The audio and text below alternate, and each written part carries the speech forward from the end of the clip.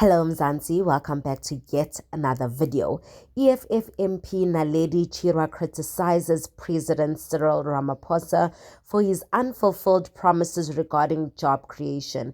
She highlights that in 2018, despite launching a job summit and committing to generating 275,000 jobs annually for the youth, the targets were not met. Furthermore, in 2019, the president pledged to deliver 2 million jobs but failed to do so. In her speech, she goes on to list the years and list how year after year the president has promised jobs and yet failed. Now, listen, the ex-streets were buzzing over this and over her speech, and some basically saying she mobbed President Ramaphosa. She mobbed him or mobbed with him on the floor, whichever one is correct.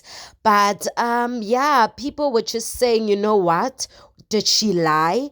I saw a comment where someone on the X streets actually said, "You failed," speaking about President Ramaphosa. In which other democratic country has a president failed so dismally and continued to hold office? Question mark. You have been tested and failed. Why are you still the president when you have failed? How can a failure succeed to lead a country that has rejected him? Now, a lot of people really supporting the statements, even people who were not EFF members, basically sharing the same sentiments. Now, one thing that I feel like the camera man failed me by, because when I was listening to this speech and watching this speech, I actually wanted to see President Ramaphosa's facial expression and how he was frankly receiving all of this, because sentence after sentence, she deliver something and be like, you failed, you failed, you failed.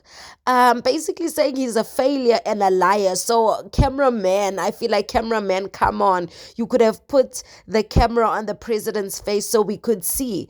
Another ex-user actually said, things that Gayton and his followers must learn: facts and data. You can't just go to National Assembly and tell us about gangsters throwing trash there.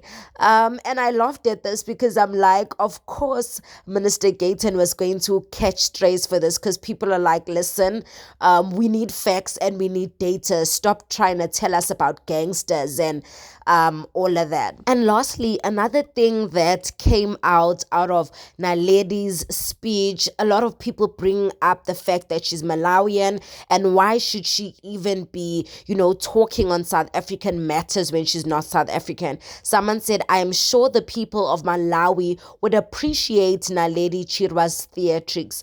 Can we tag the Malawi government and show them their child? I wanted to laugh at this, but it's not funny at the same time.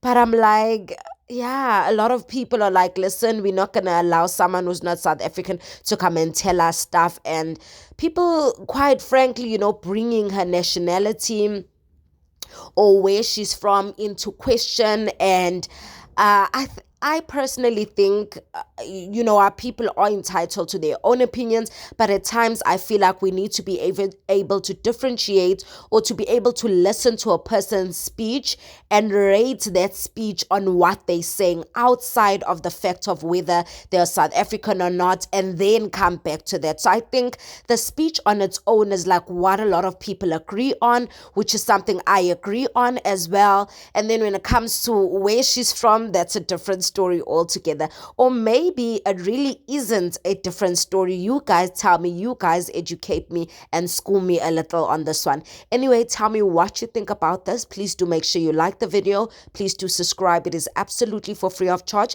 and I'll see you guys in the next one.